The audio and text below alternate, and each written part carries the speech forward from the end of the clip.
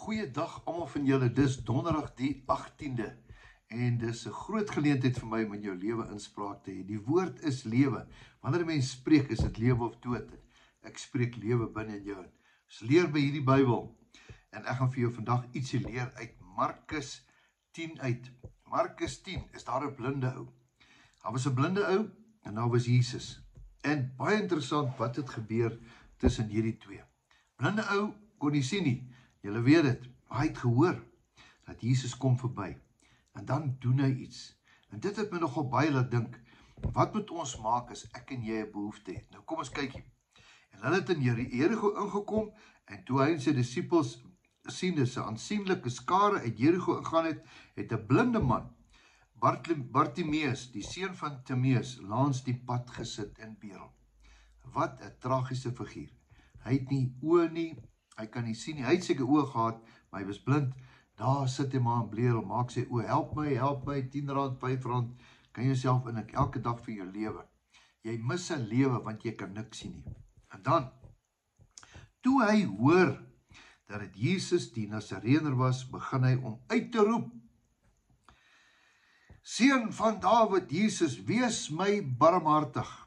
Asseblief, help my. Dis eintlik wat hy sê. En baie het hom bestraf en gesê, asseblief tog bly net stil. Maar hy het hoe harder begin uitroep, want hy was desperaat. Seun van Dawid, wees my barmhartig. Toe gaan Jesus staan en sê dat hy geroep moet word. En hulle roep die blinde man en sê vir hom, hou goeie moed, staan op, hy roep jou. Hier kom 'n ding, sê hulle vir hom. En hy gooi sy oorkleed af, staan op en kom na Jesus toe. En Jesus antwoord en sê vir hom, hier kom hy. Wat wil jy hê moet ek vir jou doen? Nou vriende, hier is 'n moeilike een. Het Jesus geweet hierdie ou is blind, verseker? Het hy geweet? Hy het alles geweet. Hy weet nou nog alles. Maar hier is 'n rede hoekom hy het gevra het. En die blinde man sê vir hom, Rabbi, dat ek mag sien. Hy spreek sy geloof. Hy spreek lewe oor homself. En Jesus sê vir hom, gaan, jou geloof het jou gered. En dadelik het hy gesien. En Jesus op die pad gevolg. Wat 'n storie. Jy kan hom gaan kry in Markus 10 vers 46 tot 52. Hier is vir my baie interessant. Jesus het geweet, maar tog het hy vir hom gevra. Miskien, as jy blinde ou vir hom gevra het, Jesus, kan ek dalk nuwe skoene kry?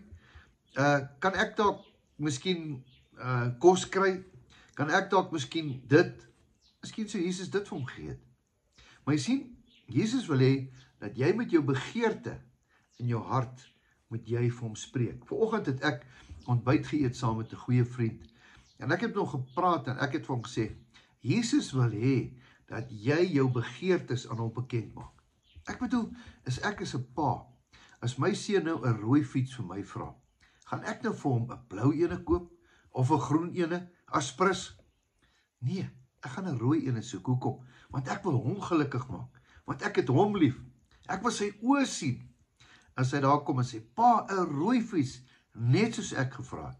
Ja, Jesus wil doen net soos wat jy vra. Vandag sit jy miskien en jy daar baie dinge. Miskien is dit finansies, miskien is dit gesondheid. Nou as die Here dit vir hierdie ou gaan doen, selfe Jesus leef nog steeds vandag. Hy wil dit vir my en vir jou doen. Al wat ek en jy doen is vra. Ja, miskien gaan ek nie 'n rooi Ferrari kry nie, maar miskien gaan hy my met ander goed help. So miskien is dit belangrik dat ek vandag vir die Here sê, Here, dis my behoefte. Here, help my met my finansies. Here, help my met hierdie verhouding. Help my, Here, vir hierdie deurbraak. Help my, Here, asseblief. En dan gee die Here vir hom wat hy gevra het. Ek weet nie wat jy vra nie, maar vandag wil ek vir jou bid. Ek vir jou intree, gaan saam met jou bid en sê, Here, gee asseblief die behoefte van hierdie persoon. Kom ons bid saam. Here, baie dankie dat ons kan leer by 'n blinde man. Hy het vir u gevra om hom te help. Toe vra u vir hom, wat wil jy met ek doen? Toe sê hy, Here, dat ek kan sien. En u het vir hom gegee, die begeerte van sy hart. Dankie dat u vir ons gee die begeertes van ons hart. Ons vra vandag vir Here, as u kinders, ons kom na u toe, gee vir ons, Here, U weet wat ons nodig het. Asseblief help ons. Ek bid dit in Jesus se naam. Amen. 'n Geseënde dag wil ek oor jou spreek. Ek wil oor jou spreek dat jou beste voorlê. Dat jy nooit moed verloor nie. Al gaan dit met jou sleg, moenie moed verloor nie. Jy is dalk 'n dag weg van jou deurbraak af. Want ek sê mos altyd, jou beste is op pad. Totsiens, tot 'n volgende keer. Ek gaan nie môre beskikbaar wees nie. Môre gaan ek 'n bietjie golf speel. Ek dink julle gaan my 'n dag afgee. En dan sal ons mekaar, as dit die wil van die Here is, Sondag gaan ek weer saam met julle nagmaal bedien. Geseënde dag. Totsiens.